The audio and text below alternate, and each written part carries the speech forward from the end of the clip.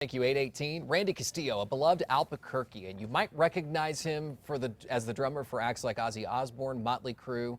He's got quite the story, too, with an untimely ending. And here with a look at the new film, The Life, Blood, and Rhythm of Randy Castillo, are Phil Suzanne, Carmine Rojas, and Win Ponder. So glad to have you gentlemen today to talk about this cool event tonight. Wow. Right, it begins tonight. It's quite the recap of his life. Tell me about him. You were friends with him, Phil. friends for a long time. It's a wonderful event. I've seen the film, of course. I've participated in the making of the movie, and it's brought back a lot of memories. It's really been a trip down memory lane, and it just sparked off all of these incredible memories of this wonderful guy. We'll talk a little bit about him first, and then we'll get to the production, because I want to hear more about what the movie's actually about. But you two gentlemen played music with him, Yeah. and tell me about his life. What part? All of it. I mean, just as a recap, he's quite the musician, of course. Quite the musician.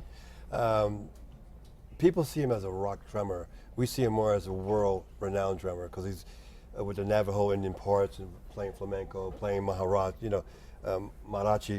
He's a very he's very capable of lots of kinds of music. I mean, he's really just much more talented than what you'll see in the film. A wee bit of it, but we spent many tours. He spent a lot more years.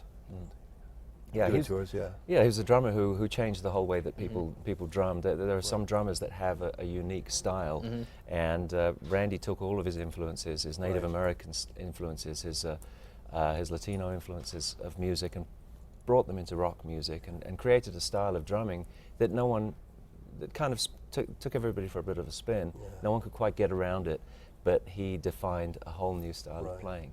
When was it that he lost his battle with cancer? 2002. Yeah. 2002. 13 years ago? Yeah, he'd been struggling with that for, I think, about 13 or 14 months.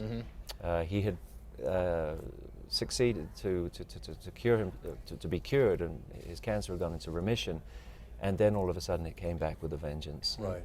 And very, very short and quick and uncomfortable period of time, and it was very fast. What inspired the making of this film?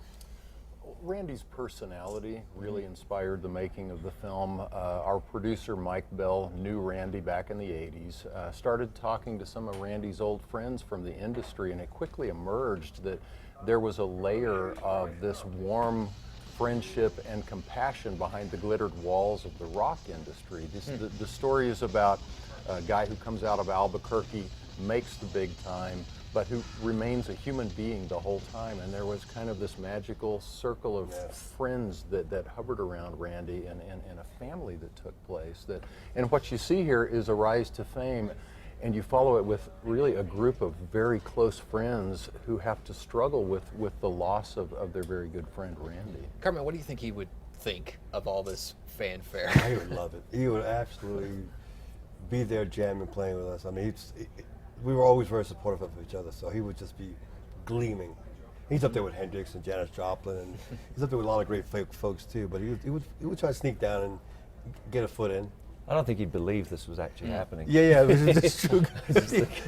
Am I awake? Tell us where the production is taking place and when. It'll be at the KiMo Theater tonight. It's part of the Albuquerque Film and Music Experience's year-round programming. They've done a wonderful job. It's going to be, we had our first premiere in Beverly Hills. Oh, cool. But this is the show. This is where we bring the story that we've tried to tell about this person. Bring it home. Bring Randy's story home. Absolutely. And there's a jam afterwards, you said? Yeah, cool. Sure. All right, so we'll get a chance to see the movie and hear a little music too. So, gentlemen, thank you. Appreciate it. Best of luck with the production, and thank you for sharing a little bit about his life. We appreciate it. You can see that at the KiMo Theater starting tonight, and we'll be right back.